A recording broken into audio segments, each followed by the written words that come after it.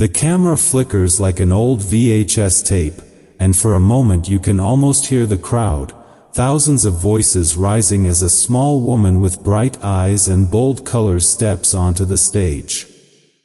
Lisa, Left Eye, Lopes moves like she's carrying lightning in her pockets. Every gesture is sharp. Every word feels heavier than the beat behind it. And then, in a sudden shift, the picture fades to a dirt road in Honduras, quiet, sun-bleached, nothing glamorous about it. A winding path, a single car, and a life that would end far from the arenas she once lit up. TLC had that rare it factor, the kind that only a few names in American culture ever owned: Michael Jackson, Madonna, Prince, Jordan, Kobe. They weren't the strongest singers, but they became the best-selling American girl group in history. And at the center of all that shine was Left Eye, the fire starter, the visionary, the soul who refused to shrink herself. But what happens when the brightest spark in the room is also the one carrying the heaviest shadows? And what does it cost a woman to keep performing while her past keeps pulling at her from the dark?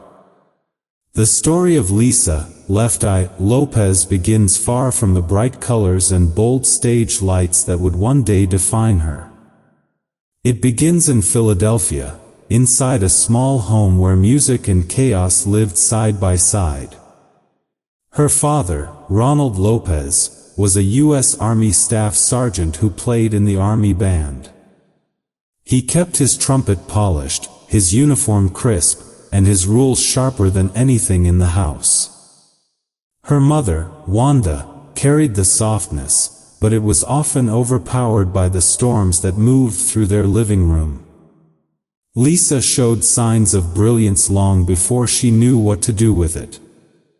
Family members said she was talking around 1 year old. At 5, she taught herself to play the piano, tiny fingers stretching across keys that seemed too big for her hands. Music wasn't just something she liked. It was the one place where she felt unafraid. But the rest of her world was not gentle. Her father drank heavily, and the arguments between her parents filled the house like smoke. In one of the details she later shared, he gave her beer when she was just a child. She didn't understand what addiction was, or what trauma could do to a family. She just knew the house was loud, and that she needed a way out of the noise. Because her father served in the military, the family moved often. Every new city meant new kids, new streets, new rules. Lisa learned early how to pack light, how to adapt fast, and how to protect the people she loved. She was especially protective of her younger siblings, almost like a second mother, watching over them while trying to understand her own place in the world. When they finally settled in North Philly, the neighborhood was rough. You could hear sirens at night, arguments through thin walls, and the steady hum of people trying to survive. But Lisa believed, deep in her chest, even as a child, that she was meant for something bigger. She used to say she would become a star and take care of her family. It wasn't a dream. It was a promise she repeated to herself whenever life felt too heavy. By the age of 13, the tension at home pushed her to move in with her grandmother on her father's side. Life there wasn't perfect either, but it gave her space to breathe.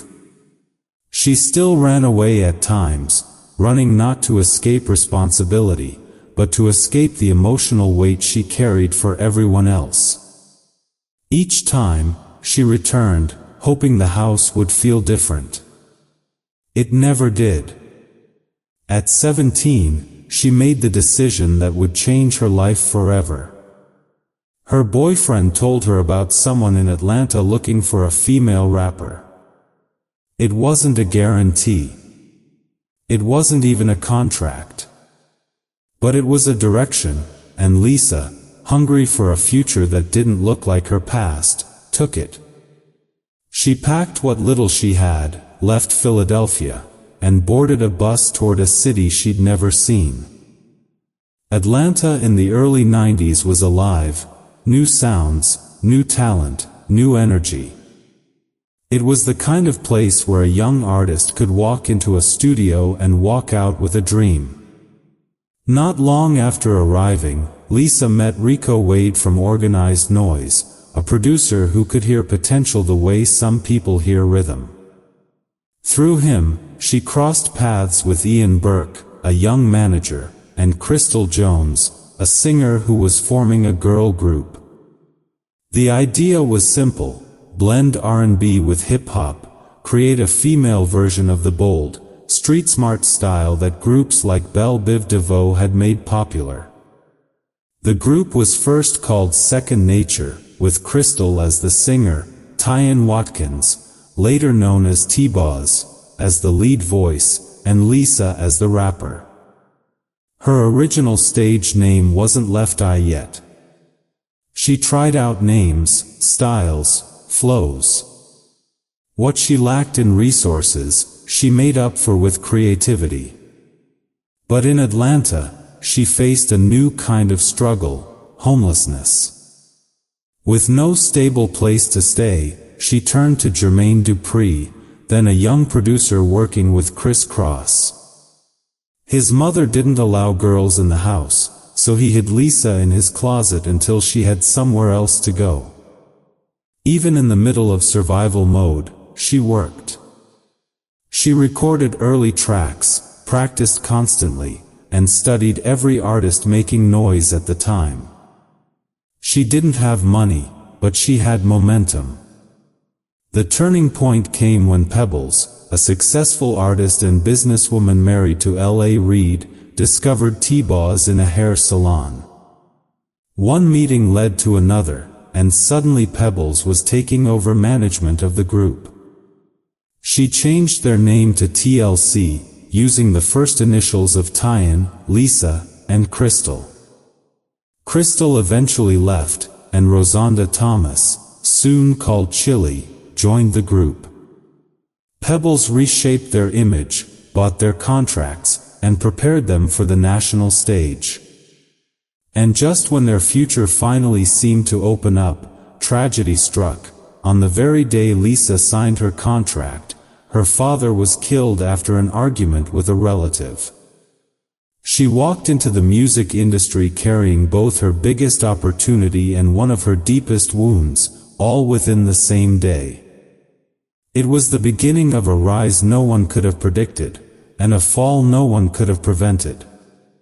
By the early 1990s, Atlanta had become a new capital for black music, hip-hop bubbling in studios, R&B singers shaping the next wave of American sound.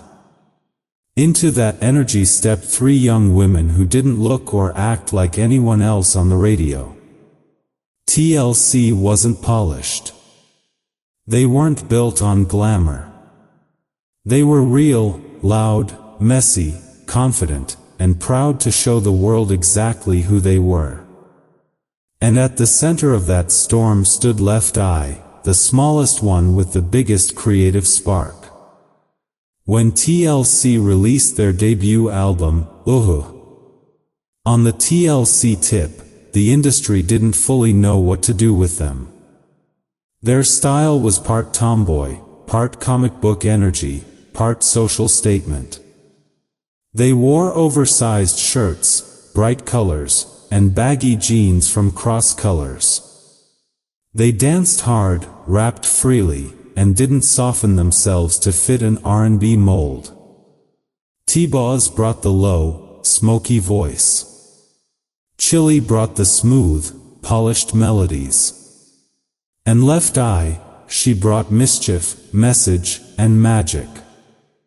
Her signature accessory, a condom placed on the left lens of her glasses, became an instant icon. In the early 90s, when HIV was still a taboo subject in many black communities, Left Eye made safe sex a part of fashion, something you couldn't ignore, something she insisted was necessary. The more people asked her why she did it, the more she doubled down.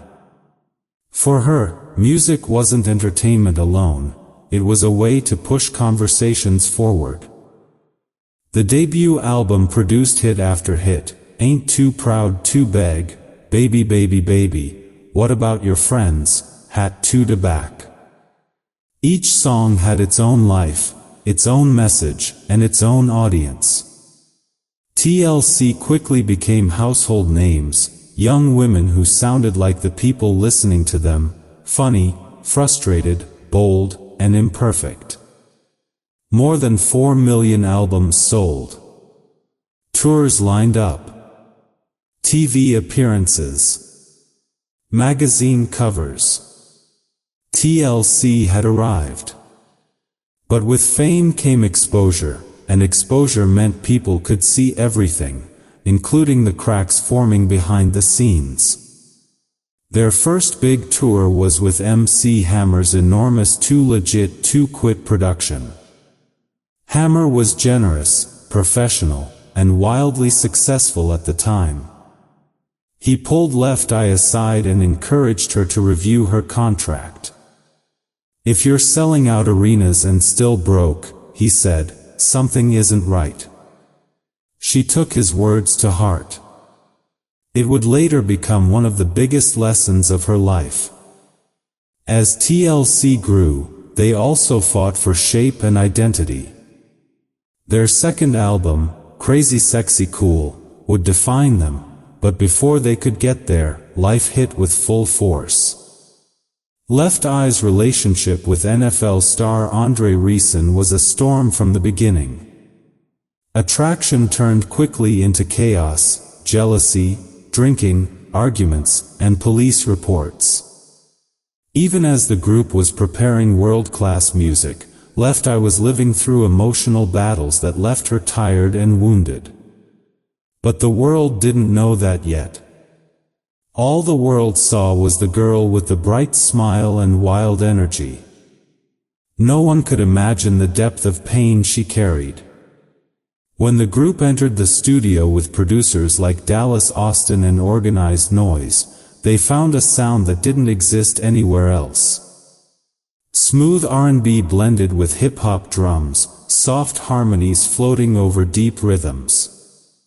And in the corners of every song, you could feel Left Eye, her pen sharp, her presence unmistakable. Then came Waterfalls. It wasn't her solo song, but Left Eye played a quiet, powerful role behind its creation.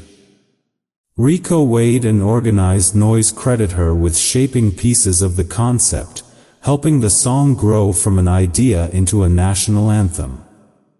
And while she only performed one short rap verse, it became one of the most quoted parts of TLC's entire catalog, honest, vulnerable, and socially aware.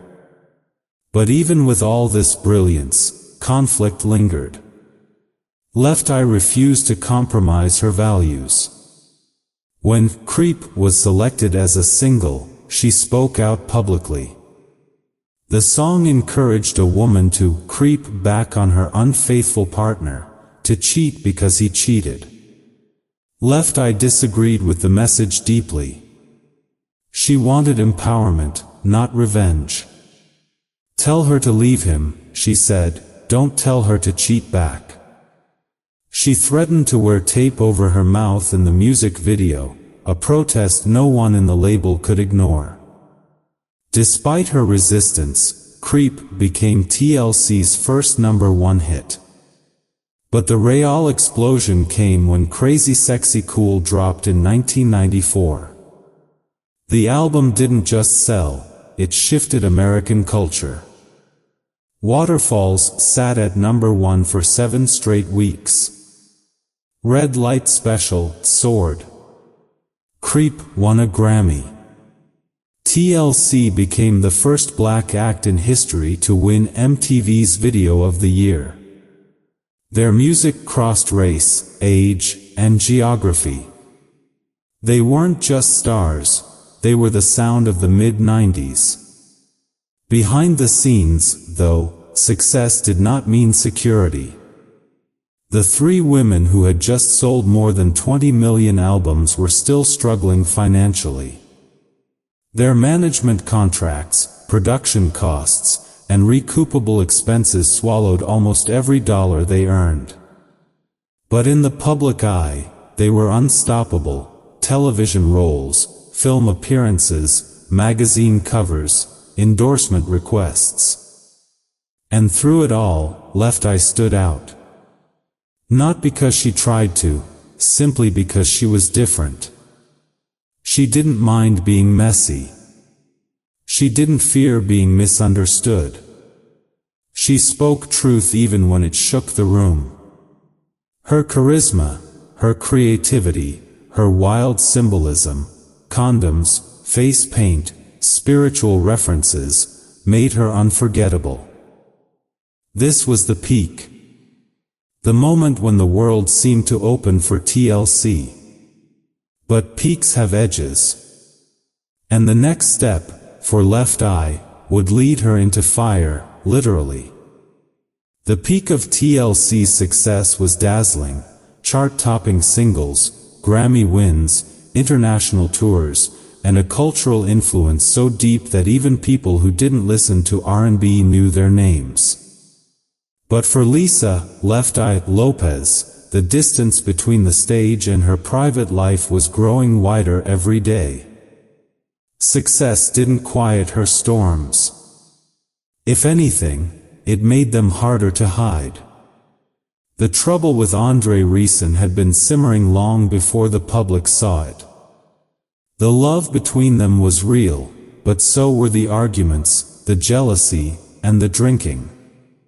Two young stars, both under pressure, both trying to control something in a world that kept spinning too fast. There were police calls, broken nights, and moments where fear replaced affection.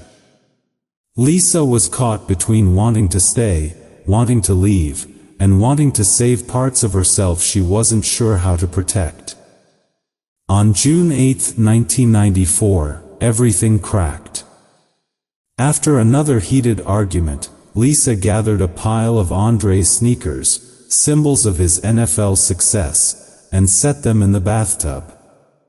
She lit them. Maybe she thought the fire would stay contained.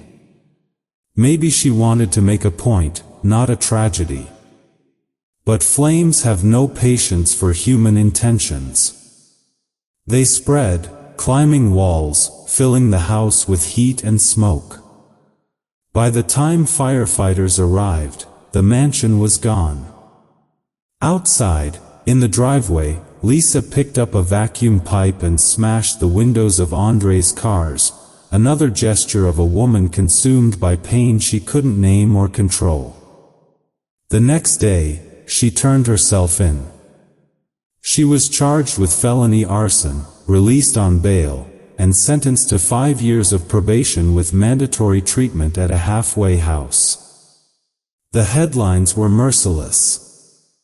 The world turned her into a caricature, a crazy girlfriend, a tabloid story, but very few understood the deeper truth. Trauma leaves echoes, and sometimes those echoes erupt. While she was in the halfway house, TLC continued recording CrazySexyCool. Lisa wrote her verses when she could, always trying to balance rehabilitation with creativity. She contributed 2 rap verses and ideas that helped shape Waterfalls, even though she was physically distant from the studio. It was a strange contrast. The album would become one of the most celebrated of the decade, even as its most creative member was battling the hardest chapter of her life. But when success finally hit, diamond certification, sold-out tours, worldwide fame, another problem rose to the surface: money. Or rather, the lack of it.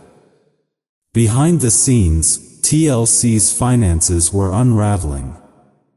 Contracts, management fees, production costs, tour expenses, everything added up except the checks in their pockets. Left Eye, who was never afraid to speak truth, broke down the math publicly.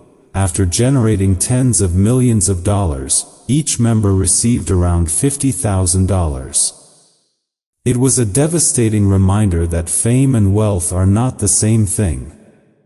Desperate for answers, Lisa gathered a group of friends from the diversion center and marched into L.A. Reid's office demanding explanations. Reid pointed to Clive Davis. So they marched to Clive Davis. In a surreal moment, they walked into his office while he was meeting with Sean Diddy Combs. No one was harmed, but the message was clear. TLC wanted what they earned. After a small payout and no real resolution, their lawyer advised them to do the unthinkable, file for bankruptcy. It was a national shock. On the very night they held Grammys in their hands, TLC told the world they were broke. During this period, Lisa's artistic spirit burned hotter. She didn't want to be a passive member of a machine. She wanted creative control, ownership, purpose. She also became sharper in business, buying domain names for her friends like Lil Kim to protect them from cyber squatters, launching her own production company, signing new girl groups like Black in Egypt, and beginning serious work on her solo material. But independence came with friction. When TLC started crafting fan mail, Lisa felt increasingly sidelined. Dallas Austin demanded $4 million to produce the album. The label prioritized radio hits. And Left Eye, always the visionary, felt her ideas were being muted. In interviews, she said she had graduated from the TLC era and couldn't stand behind a project that didn't represent her soul. She called out T-Boz, Chili, and Austin by name, challenging them to a 3-album competition she called The Challenge. She pushed LaFace to award $1.5 million to the winner. Chili fired back, calling her behavior selfish and heartless. The group had problems before, but this moment made the cracks public. Fans could now see what had been simmering for years: 3 women who loved each other, but didn't always speak the same artistic language. At the same time, Lisa's inner world was shifting. She fell into a spiritual search that led her to the controversial herbalist Dr. Sebi.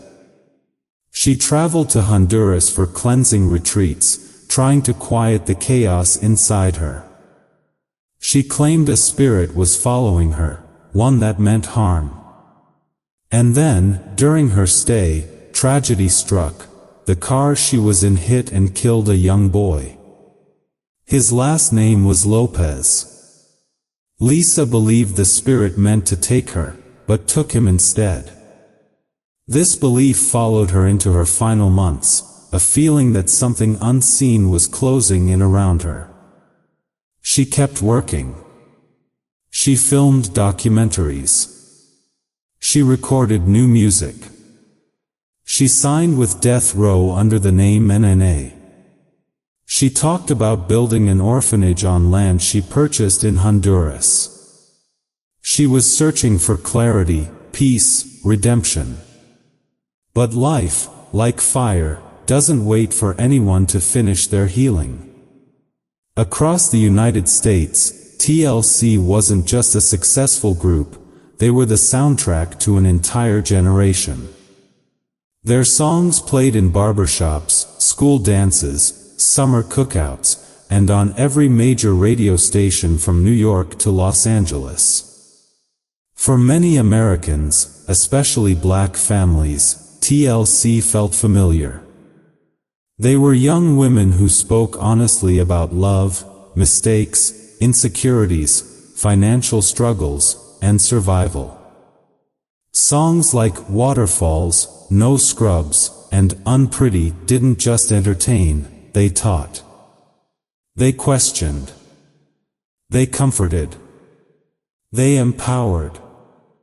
But when the house fire made headlines, when the bankruptcy hit national TV, and when the internal conflict spilled into interviews, the public narrative grew complicated. Americans watched Left Eye, bright, talented, unpredictable, become both a cautionary tale and a symbol of resistance. Some saw her as reckless.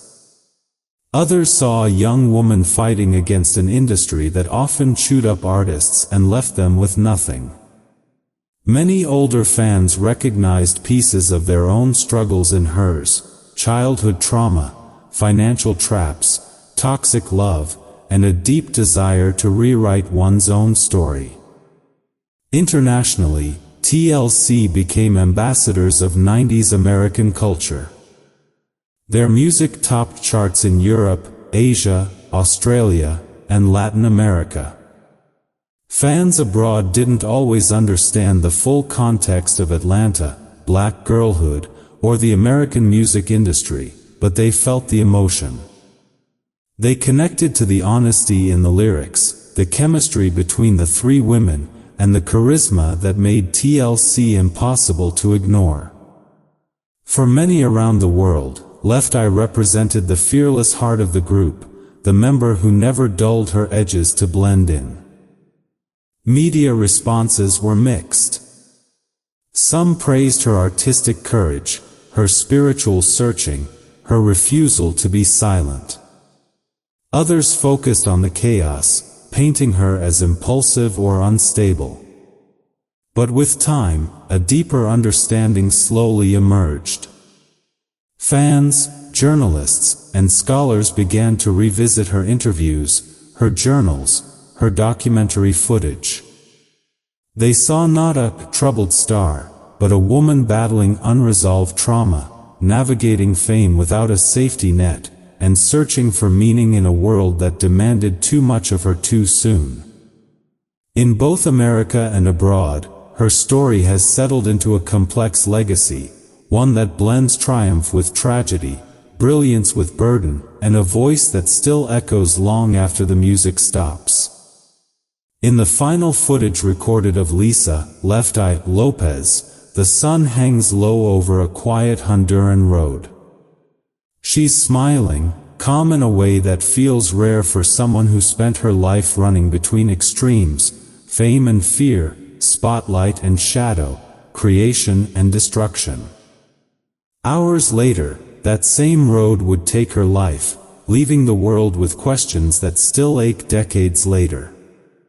What makes her story linger isn't just the tragedy of her final moments. It's the undeniable force of everything she left behind. TLC remains the best-selling American girl group of all time, their music etched into the cultural memory of the 90s. Waterfalls, No Scrubs, and Unpretty continue to speak to new generations, songs that challenge, comfort, and remind listeners of their own worth. And woven into every era of that legacy is Left Eye, the lyricist who took risks, the voice who refused to stay quiet, the artist who dared to question everything. Her brilliance was often misunderstood, but it was never small. She explored business before most artists understood digital ownership. She nurtured new groups like Black. She dreamed of building an orphanage in Honduras. She searched for healing not in applause but in truth, even when that truth was painful. In many ways, Lisa was always reaching for something just beyond the world's edge, a place where her creativity and spirit could finally settle. For those who grew up with TLC, her story is a reminder of how fragile genius can be. For younger listeners discovering her now, it's an invitation to look deeper than headlines and see the human being behind the legend. She was bold, brilliant, imperfect, and unforgettable. If this story brings someone to mind, someone who burned bright, battled hard, or left too soon, feel free to speak their name in the comments. Stories survive when we keep telling them. And if you'd like to stay with us as we explore more lives that shaped music, culture, and the world we live in, you're welcome here. There is always more to learn, more to honor, more to remember. Until next time, keep Lisa's light alive.